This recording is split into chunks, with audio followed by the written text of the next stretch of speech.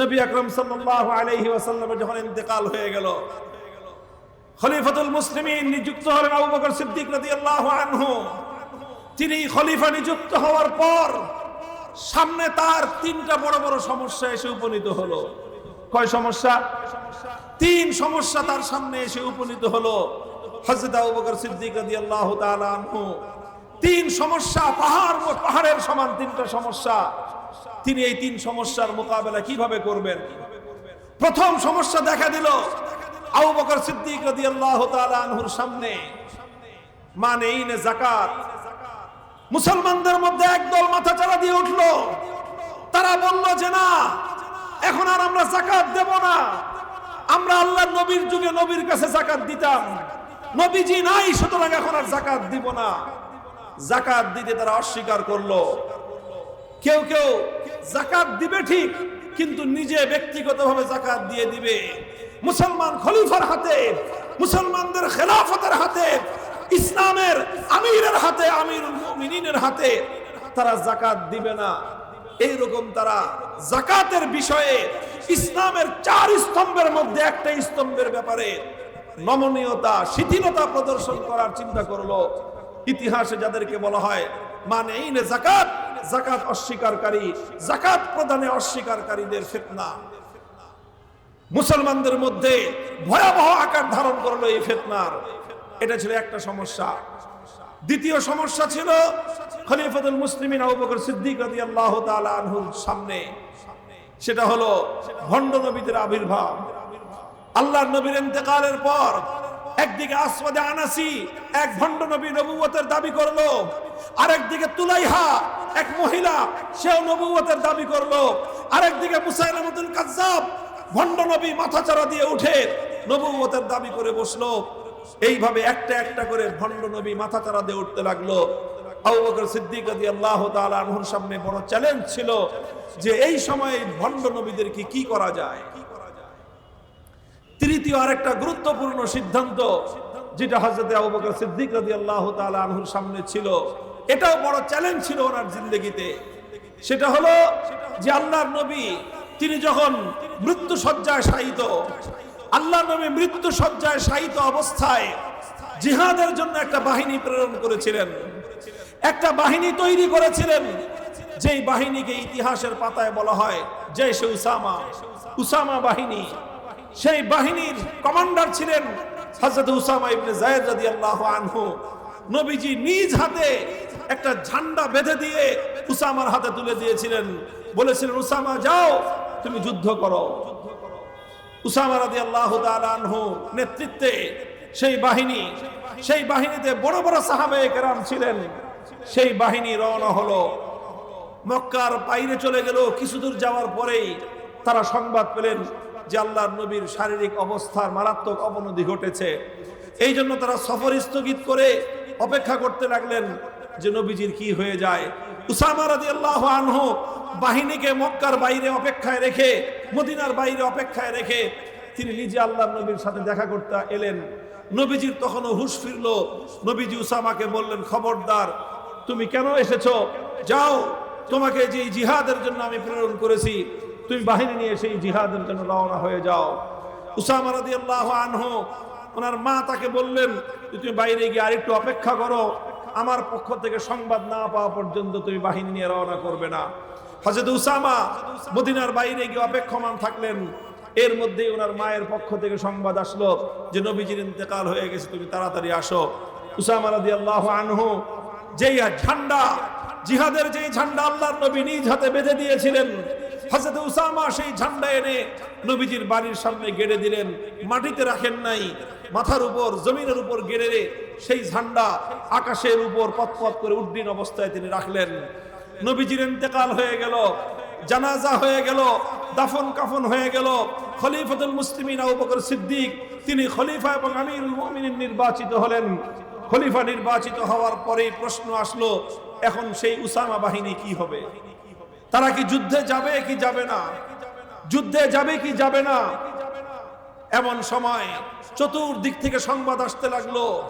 Rome সম্রাট, পারস্য সম্রাট তারা পরিকল্পনা করতেছে যে মুসলমানদের যে উত্থান শুরু হয়েছে, সেই মুসলমানদের নবী মারা গিয়েছেন, ইন্তেকাল করেছেন। এখন মুসলমানরা দুর্বল অবস্থায় আছে, নেতৃত্বহীন অবস্থায় আছে, ভগ্ন হৃদয়। এখন তাদের এই দুর্বলতার সময়ে যদি আক্রমণ করা যায়, মুসলমানদের প্রাণ কেন্দ্র মদিনা দখল করা যাবে। এই জন্য সেই রোমান সম্রাট মদিনার উপর আক্রমণ করার পরিকল্পনা করতেছিল। পৃথিবীর বিভিন্ন বড় বড় শাসকরা মদিনার উপর হামলা করবে, এই ধরনের পরিবেশ তৈরি হয়ে আছে। মুহতারাম হাজিরিন, মদিনায় তখন আল্লাহর নবীর সকল বিবিগণ বিদ্যমান, যারা উম্মাহাতুল মুমিনিন, তাদের নিরাপত্তার প্রশ্ন ছিল যে আল্লাহর নবীর ইন্তেকালের পরে নবীর স্ত্রীরা, উম্মতের মা, এই উম্মতের মায়েদের জান মাল ইজ্জত আবরু নিরাপত্তা নিশ্চিত করা উম্মতের জন্য সবচেয়ে গুরুত্বপূর্ণ চ্যালেঞ্জ ছিল। এই সময়ে মদিনার উপর যেন কেউ হামলা চালাতে না পারে, মুসলমানদের মা, আল্লাহর নবীর স্ত্রীদের সম্মান রক্ষা করা, তাদের ইজ্জত রক্ষা করা সবচেয়ে গুরুত্বপূর্ণ প্রশ্ন ছিল। এই সময়ে প্রশ্ন আসলো, এখন উসামার বাহিনী রওনা করবে কি করবে না। এদিক দিয়ে যাকাত অস্বীকারীরা তারা মাথাচাড়া দিয়ে উঠলো, ওদিক দিয়ে ভণ্ড নবীরা মাথাচাড়া দিয়ে উঠতে আরম্ভ করলো, ওদিক দিয়ে রোম সাম্রাজ্য চোখ তুলে তাকালো মদিনার দিকে। বড় বড় রাষ্ট্রগুলো, বড় বড় শক্তিগুলো মদিনার দিকে চোখ তুলে তাকাচ্ছে, মদিনাকে দখল করা যায় কিনা। এমন সময় প্রশ্ন আসলো, উসামার বাহিনী এখন কি করবে। অধিকাংশ মানুষের পরামর্শ ছিল যে এই সময়ে মদিনার নিরাপত্তা নিশ্চিত করা বেশি জরুরি, কাজে উসামার বাহিনী এখন রওনা করা ঠিক হবে না। এখন আগে আমরা মদিনার নিরাপত্তা নিশ্চিত করি, মদিনাকে আগে নিরাপদ রাখি, এরপরে আস্তে আস্তে আমাদের এই যুদ্ধ পরিচালনা করা যাবে। আবু বকর সিদ্দিক রাদিয়াল্লাহু তাআলা আনহু, যিনি নম্র কোমল হৃদয়ের মানুষ ছিলেন, কিন্তু এই তিন ক্ষেত্রে ভণ্ড নবীদের ফিতনার মোকাবেলা, যাকাত অস্বীকারীদের ফিতনার মোকাবেলা এবং দূর দূরান্ত থেকে যারা সোনার মদিনার উপর আক্রমণ করার জন্য লোভাতুর দৃষ্টি নিয়ে তাকাচ্ছে, তাদের এই ফিতনার মোকাবেলা করবার জন্য উসামা বাহিনীকে প্রেরণ করার এই কঠিন সিদ্ধান্ত, এই সিদ্ধান্ত গ্রহণ করবার ক্ষেত্রে আবু বকর সিদ্দিক রাদিয়াল্লাহু তাআলা আনহু, যিনি মোমের মতো নরম মানুষ ছিলেন, তিনি লৌহ কঠিন সিদ্ধান্ত গ্রহণ করলেন, লৌহ কঠিন সিদ্ধান্ত নিলেন। হযরতে আবু বকর সিদ্দিক রাদিয়াল্লাহু আনহু ঘোষণা করলেন, আমার নবী ইন্তেকালের আগে জীবনের অন্তিম সময়ে নিজের হাতে জিহাদের যেই ঝান্ডা নিজে বেঁধেছেন, আবু বকর সেই ঝান্ডা থেকে সেই পতাকা খুলতে পারে না। সুতরাং হে মদিনার সাহাবীরা, শুনে রেখো, তোমরা যদি কেউ উসামার নেতৃত্বে যুদ্ধে যেতে সাহস না করো, আমি আল্লাহর নামের শপথ করে বলছি, উসামা একা কমান্ডার এবং আমির হয়ে যুদ্ধে যাবে। কেউ না গেলে আবু বকর সিদ্দিক একা তার মামুর এবং তার অধীনস্থ সৈনিক হয়ে যুদ্ধে যাবে। আমরা দুজন হলে এই যুদ্ধের ঝান্ডা, এই যুদ্ধের অভিযান চলছেই চলবে।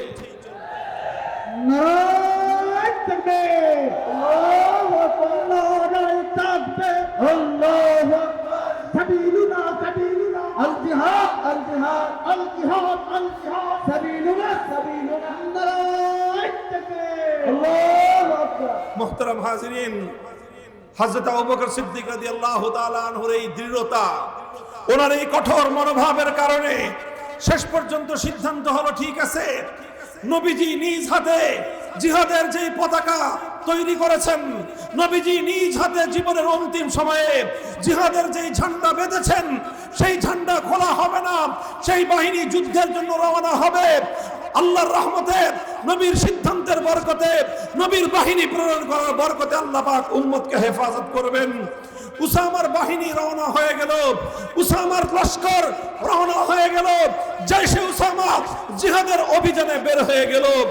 এই অভিযানে বের হওয়ার সাথে সাথে গোটা আরব বিশ্ব সহ বহির শক্তিগুলোর অন্তরের মধ্যে এক ভীতির তৈরি হয়ে গেল।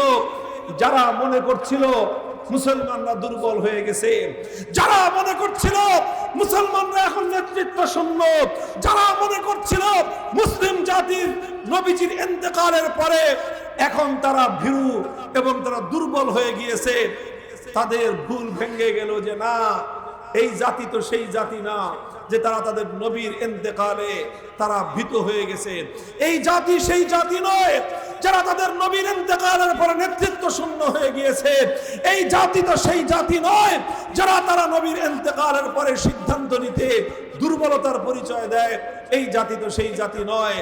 এখন তো তারা দেখা যাচ্ছে নিজেদের ঘর সামলায় তারা এখন অন্যের উপর আক্রমণ পরিচালনা করার জন্য রণাঙ্গনে জিহাদের কাফেলা প্রেরণ করে। সুতরাং যেই সকল পরাশক্তি অপশক্তি মদিনার দিকে চোখ তুলে তাকাবার দুঃসাহস করছিল, তাদের সকলের দৃষ্টি অবনত হয়ে গেল, ভয়ে ভীত সন্ত্রস্ত হয়ে গেল।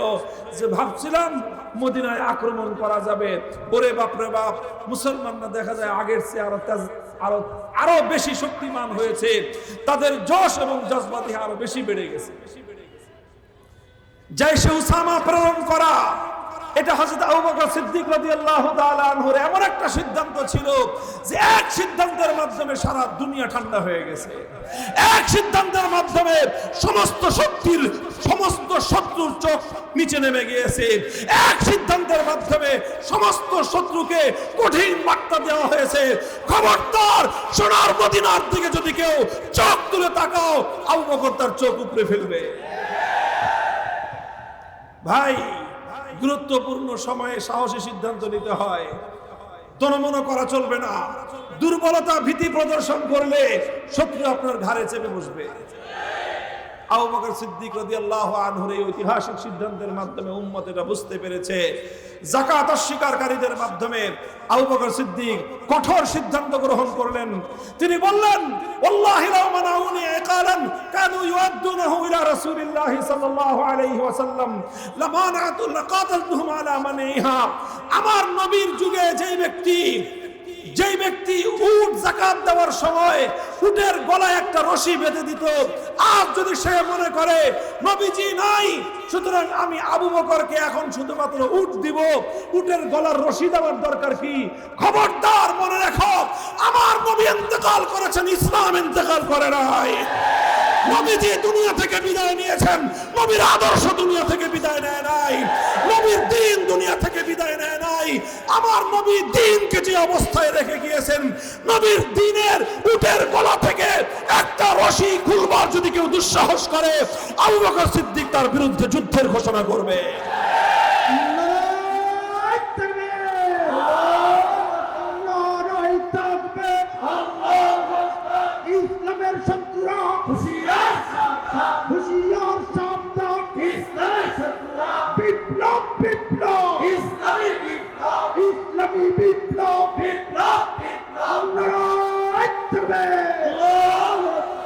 তিনি যাকাত অস্বীকারীদের বিরুদ্ধে কঠোর হস্তে ফিতনা দমন করলেন। যাকাত অস্বীকারের ফিতনা নির্মূল হয়ে গেল। তিনি যদি সেদিন যাকাত অস্বীকারীদের ফিতনা যারা করেছিল, এই অস্বীকারীদের সাথে যদি তিনি নমনীয়তার কৌশল অবলম্বন করতেন, কিছুদিন পরে কিছু একদল গ্রুপ হজ অস্বীকার করত, এর কিছুদিন পরে আরেক দল গ্রুপ রোজাকে অস্বীকার করত, এরপর আরেক দল গ্রুপ তারা নামাজ অস্বীকার করত। আবু বকর সিদ্দিক সূচনাতেই কঠোর হস্তে ফিতনার দুয়ার বন্ধ করে দিয়ে কঠিন পয়গাম দিয়েছিলেন, ইসলামের মৌলিক বিধানের ক্ষেত্রে কেউ যদি কোনো ধরনের শিথিলতা প্রদর্শন করো, আজ করো, কাল করো, কিয়ামত পর্যন্তের জন্য উম্মতের নেতৃত্বের জন্য একটাই বার্তা, ইসলামের মূল বিষয়ের উপর যারা আঘাত করতে আসবে তাদের বিরুদ্ধে লড়াই হবে, লড়াই হবে, লড়াই হবে।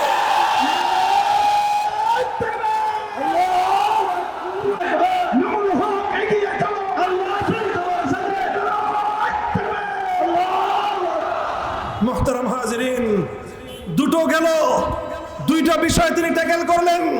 3 নম্বর ফিতনা ছিল ভণ্ড নবীদের আবির্ভাব। অনেকেই মনে করতেছিল যে আপাতত একটু নমনীয়তা অবলম্বন করা হোক। আবু বকর সিদ্দিক রাদিয়াল্লাহু তাআলা আনহু বললেন যে না, ফিতনা মাথা চারা দিয়ে উঠতেছে, এখনই এই মাথা ভাঙতে হবে। আর না হয় ফিতনা যদি একবার এস্টাবলিশড হয়ে যায়, ফিতনা নির্মূল করা কঠিন হবে। আবু বকর সিদ্দিক রাদিয়াল্লাহু তাআলা আনহু সাহাবায়ে কেরামের সবচেয়ে বড় জামাত গঠন করলেন। 10,000 সাহাবায়ে কেরামের বিশাল বাহিনী তৈরি করে মুসাইলামাতুল কাজ্জাবের বিরুদ্ধে ইয়ামামার যুদ্ধে তিনি রওনা করে দিলেন। 10,000 সাহাবী শহীদ হতে হলে 10,000 সাহাবী শহীদ হবে। আমার নবীর নবুয়তের খাতমে নবুয়তের সিংহাসন নিয়ে টানাটানি করবার, আমার নবীর ইজ্জতের উপর আক্রমণ করার দুঃসাহস উম্মত বরদাস্ত করবে না।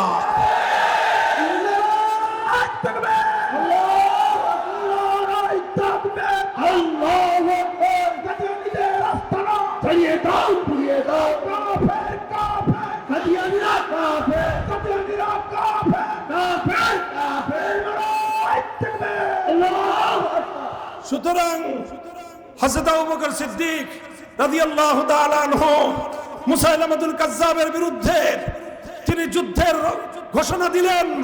বাহিনী রওনা হলো, যুদ্ধ হলো ইয়ামামার রণাঙ্গনে। 90,000 বেঈমানের বিরুদ্ধে 10,000 সাহাবায়ে কেরাম বীর বিক্রমে যুদ্ধ করলেন, পর্যুদস্ত করলেন। ভণ্ড নবী মুসাইলামাতুল কাজ্জাবের মাথা গুড়িয়ে দেওয়া হলো, ইসলামের ঝান্ডা সমুন্নত হয়ে গেল। একই সাথে 3 ফ্রন্টে তিনি লড়াই করলেন আবু বকর সিদ্দিক। একদিকে বহির শত্রুগুলোকে বার্তা দেওয়া হলো, খবরদার মুসলমানরা দুর্বল হয় নাই। আবু বকর সিদ্দিক ইসলামের ঝান্ডা হাতে নিয়েছেন। মুসলমানদের নবী মারা যায়, মুসলমানদের ইসলাম মরে না। তিনি যাকাত অস্বীকারীদেরকে বার্তা দিলেন যে আমাদের যত কঠিন দিন আসুক না কেন, আমরা ইসলামের মৌলিক প্রশ্নে এক চুল পরিমাণ ছাড় দিতে প্রস্তুত না। মনে রাখবেন, অনেকেই আমাদের সঙ্গে নানা রকম আলাপ করেন, অনেক রকম গল্প করেন, অনেকে আমাদেরকে নানা রকম নসিহত করেন, বলেন যে এই সময়টা বেশি ভালো না, এখন এইটার সময়, এখন ওইটার সময়। ইসলামের মৌলিক প্রশ্নে, ইসলামের বিধিবিধানের প্রশ্নে, ইসলামের যেই সকল গুরুত্বপূর্ণ বিধান, সেই সকল বিধানের ক্ষেত্র নিয়ে এখন অতটা বাড়াবাড়ি করা সমীচীন নয়। মনে রাখেন, আমাদের কাছে আল্লাহর নবীর জিন্দেগীর সিরাতুন নবীর আদর্শ আছে, আমাদের কাছে খুলাফায়ে রাশিদিনের আদর্শ আছে। আমরা শুধুমাত্র নবী করিম সাল্লাল্লাহু আলাইহি ওয়াসাল্লামের সিরাত, খুলাফায়ে রাশিদিনের খেলাফতের রাশিদের আদর্শ, সাহাবায়ে কেরামের আদর্শ এবং নমুনা, সাহাবায়ে কেরামের আদর্শ আর নমুনা নিয়ে আমরা রাজনীতি করি, আমরা জিহাদ করি, আমরা সমাজ পরিচালনা করি, আমরা রাষ্ট্র চালাই, সব কিছু করি। জীবনের কোন ক্ষেত্রে সিরাতুন নবীর আদর্শ থেকে, জীবনের কোন ক্ষেত্রে সাহাবায়ে কেরামের নমুনা থেকে আমরা সরে যেতে একটু পরিমাণ আমরা প্রস্তুত না। আমাদেরকে যারা ডিল করবেন, আমাদের সাথে যারা কাজ করবেন, আমাদের মূলনীতিগুলো ভালো করে অধ্যয়ন করে আসবেন। আমরা কোথায় ছাড় দিতে পারবো, কোথায় ছাড় দিতে পারবো না, কথা বলেন ঠিক না বেঠিক? মুহতারাম হাজিরিন, আবু বকর সিদ্দিক রাদিয়াল্লাহু তাআলা আনহু 3টি কঠোর সিদ্ধান্ত গ্রহণ করলেন। ঐতিহাসিকরা বলেন যে আবু বকর সিদ্দিক রাদিয়াল্লাহু তাআলা আনহু পুরা উম্মত তার কাছে ঋণী, পুরা উম্মতে মুহাম্মাদিয়া সিদ্দিক আকবরের কাছে ঋণী।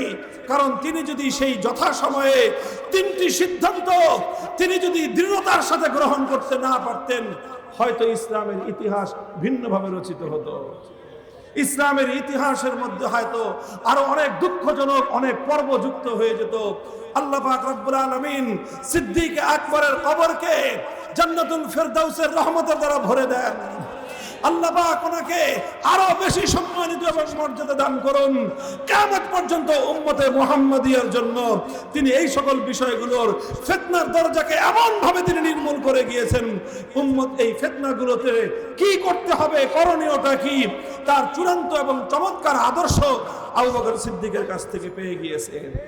আজ আমরা বলতে চাই, আমাদের সামনে যত কঠিন পরিস্থিতি হোক না কেন, আমরা যত কঠিন অবস্থার সম্মুখীন হই না কেন, আন্তর্জাতিক শক্তি আমাদের ব্যাপারে যতই নাক গলাবার চেষ্টা করুক না কেন, যত শক্তি আমার দেশের আভ্যন্তরীণ বিষয় নিয়ে যতই মাথা ঘামাবার চেষ্টা করুক না কেন, আমাদেরকে যত রকম ট্যাগ দেওয়ার চেষ্টা করা হোক না কেন, আমাদেরকে যত রকম আমাদেরকে অপবাদ দেওয়ার চেষ্টা করা হোক না কেন, আমরা আমাদের আদর্শের ব্যাপারে আপোষহীন ছিলাম, আপোষহীন আছি, আমরা আগামীর দিনেও আপোষহীন থাকবো ইনশাআল্লাহ। ভারতের দালালেরা হুঁশিয়ার সাবধান, আমেরিকার দালালেরা হুঁশিয়ার সাবধান, মুক্তির রাজপথ ইসলামিক খেলাফত, এই সমাজ ভাঙতে হবে, ফুলের বিজয় নারায়ে তাকবীর। কাজেই রাজনৈতিক এই অস্থিতিশীলতার বাহানা দিয়ে, আন্তর্জাতিক ষড়যন্ত্রের বাহানা দিয়ে উম্মতে মুহাম্মাদিয়াকে সরওয়ারে কায়নাত মুহাম্মদ আরবীর নামুসের রিসালাতের ইজ্জতের হেফাজতের প্রশ্নে আমাদের কাছ থেকে যদি কেউ নমনীয়তা আশা করে, আমরা বলবো তোমরা বোকার স্বর্গে বসবাস করছো। খতমে নবুয়তের মাসআলা, খতমে নবুয়তের ইস্যু আমাদের ঈমানের ইস্যু, খতমে নবুয়তের ইস্যু আমার ভালোবাসার ইস্যু, খতমে নবুয়তের ইস্যু আমার জীবনের ইস্যু। আমি আমার জিন্দেগি কুরবান করতে প্রস্তুত, খতমে নবুয়তের উপর কোনো আঘাত বরদাস্ত করতে আমরা প্রস্তুত না।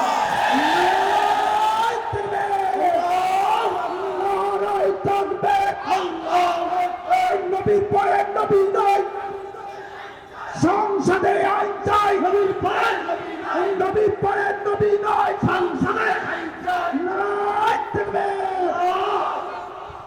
আগামীর দিনে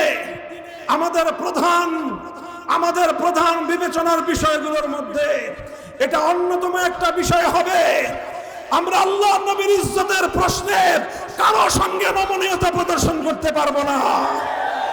এই বাংলার মাটি শাহাদাতের রক্ত দিয়ে পবিত্র করা হয়েছে, সবচেয়ে বেশি শাহাদাতের রক্ত গিয়েছে আল্লাহর নবীর আশিক রাসূল উম্মতের রক্ত।